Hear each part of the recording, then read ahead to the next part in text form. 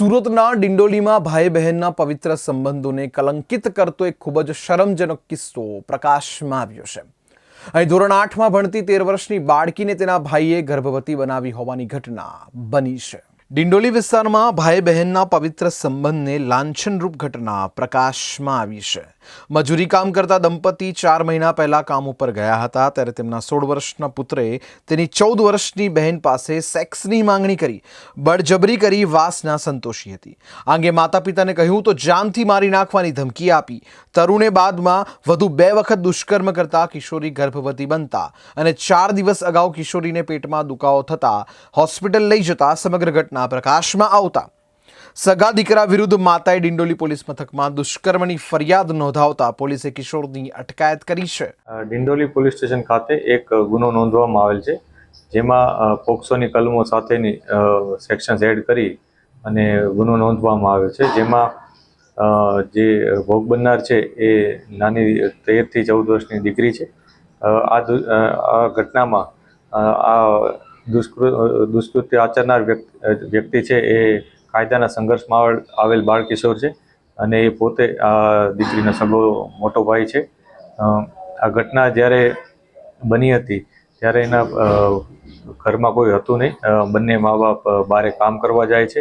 આ દરમિયાન એનો ભાઈ સાવધાન ઇન્ડિયા અને ક્રાઇમ પેટ્રોલ આ પ્રકારના અલગ અલગ સિરીઝ જોતો હતો, જેના અમુક સીન્સ જોઈ અને એને આ પ્રકારની ઘટના આચરી હતી, જેમાં શરૂઆતમાં એણે પોતાની બેન સાથે થોડા ગડપલા કર્યા હતા અને ત્યારબાદ દુષ્કૃત્ય આચર્યું હતું। આ જે ઘટના બની છે એમાં સગા ભાઈએ આ પ્રકારની ઘટના આચરેલ છે, પરંતુ જે દીકરી છે ખૂબ નાની છે, એને આ પ્રકારની કોઈ પણ બાબતની બહુ સૂઝબૂઝ હોય અથવા જાણકારી હોય એવું જણાતું નથી અને શરૂઆતમાં એણે અડપલા કર્યા હતા અને ત્યારબાદ આગળ આખું કૃત્ય આચર્યું હતું। અને જ્યારે આ દીકરીને પેટમાં દુખ્યું હતું ત્યારે એને પોતાના મધરને જણાવ્યું હતું।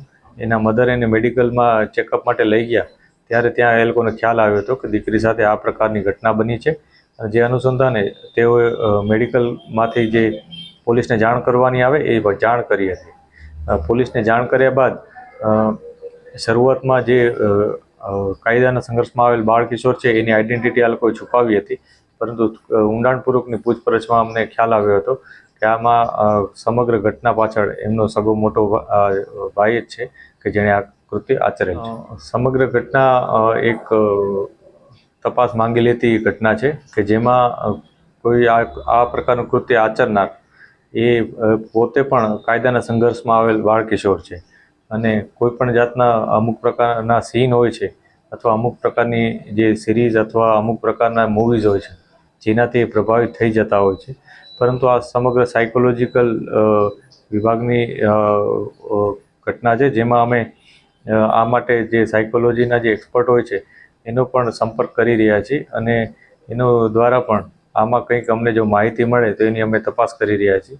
આ પ્રકારની જે બનાવ બને છે એ જોતાં એવું જણાય છે કે આ પ્રકારના જે સિરીઝ અને આ પ્રકારના વિડીયોઝ અથવા મૂવીઝ જે બાળકોથી દૂર રહે એ માટે મા બાપે ધ્યાન રાખવું જોઈએ।